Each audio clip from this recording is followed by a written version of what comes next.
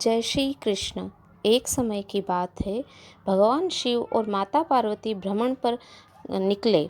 शिव जी ने पार्वती से पूछा कि आप 12 महीने के रास्ते से चलोगी या 6 महीने के रास्ते से। तो पार्वती जी बोली, मैं 12 महीने के रास्ते से चलूँगी। तब शिव जी ने पार्वती जी से कहा कि संसार के लोगों को दुखों को देखकर आप कोई भी हट नहीं करोगी। पार्वती जी मान गई। अब शिव जी पार्वती जी को लेकर चलते हैं तो रास्ते में देखते हैं एक घोड़ी कष्ट में थी, उसके बच्चा होने वाला था और दर्द में थी। तो उसकी पीड़ा देखकर पार्वती जी ने पूछा, ये घोड़ी क्यों कष्ट में है। तो शिव जी कहते हैं कि यह माँ बनने वाली है। तब पार्वती जी बोली कि माँ बनने में इतना कष्ट होता है, तो मेरे तो गांठ लगा दो। शिव जी कहते हैं, आप आगे चलो। तभी रास्ते में एक राजा का राज्य आता है। वहाँ दूर दूर तक शांति और उदासी फैली होती है। वह उदासी देखकर पार्वती जी पूछती है कि अब यहाँ सब उदास क्यों हैं, शांत क्यों हैं। तब गांव के लोग कहते हैं, हमारे नगर की रानी माँ बनने वाली है और कष्ट में है, इसीलिए हमारे गांव में उदासी छाई है। तब पार्वती जी फिर से शिव जी से कहती है कि माँ बनने में इतना कष्ट है, तो आप मेरे गांठ लगा दो। वह शिव जी के पीछे पड़ जाती है, पर शिव जी उन्हें यह कहकर आगे बढ़ जाते हैं कि यदि एक बार गांठ लग गई तो दोबारा नहीं खोल सकती आप। जब वह आगे बढ़ते हैं तो देखते हैं रास्ते में एक गाय भी कष्ट में है। उसकी पीड़ा देखकर पार्वती जी फिर बोली, माँ बनने में इतना कष्ट है, तो आप मेरे गांठ ही लगा दो। पार्वती जी हट करने लगी तो शिव जी ने पार्वती जी के गांठ लगा दी। अब वह दोनों आगे बढ़े तो एक गांव में पहुंचते हैं। उस दिन गणगौर का व्रत था। बगीचे में गांव की औरतें गणगौर का पूजन कर रही होती है। वह पार्वती जी को देखकर वहां आ जाती है और पार्वती जी की पूजा करने लगती है। इस पर खुश होकर पार्वती जी उनको सारा सुहाग बांट देती है। शिव जी पार्वती जी को ढूंढते ढूंढते वहां पहुंचते हैं तो पार्वती जी को फूलों और पत्तों में ढका हुआ पाते हैं। शिव जी पार्वती जी को वहां से निकाल रहे होते हैं। इतने में कुछ ही देर में वहाँ ब्राह्मण बनियों की औरतें आती है, जो पकवान बनाकर 16 श्रृंगार करने के बाद पूजा करने आती है, जिसके कारण उन्हें पूजा करने में दोपहर हो जाती है। वह भी पार्वती जी को देखकर उनकी पूजा करने लगती है।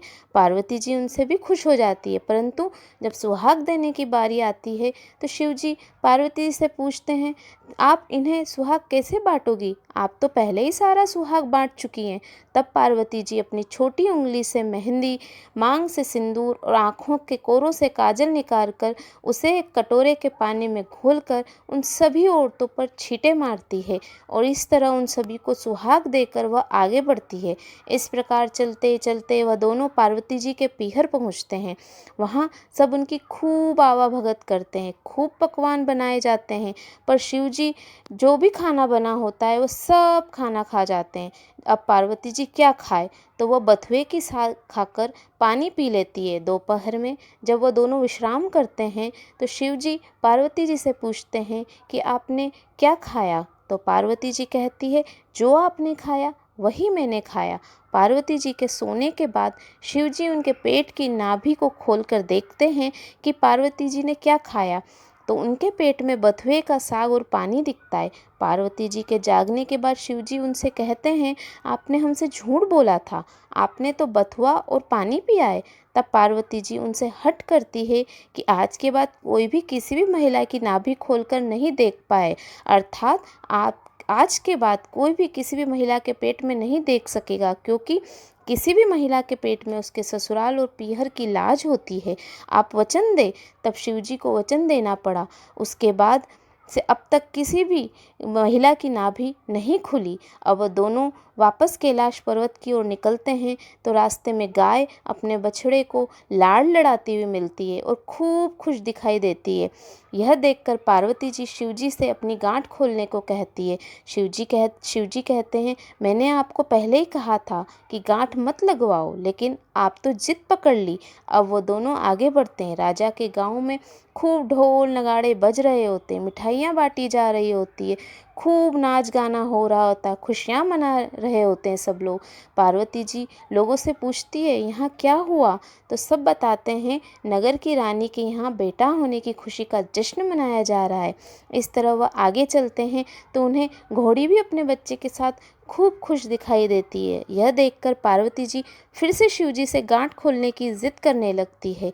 तो शिव जी कहते हैं, मैंने आपसे पहले ही कहा था गांठ मत लगवाओ, यहाँ मृत्यु लोक में हर चीज़ आपको लुभाएगी, परंतु आप नहीं मानी, आपने जिद पकड़ ली। पार्वती जी के फिर हट करने पर शिव जी पार्वती जी की गांठ खोल देते हैं और वो दोनों कैलाश पर्वत पहुंच जाते हैं।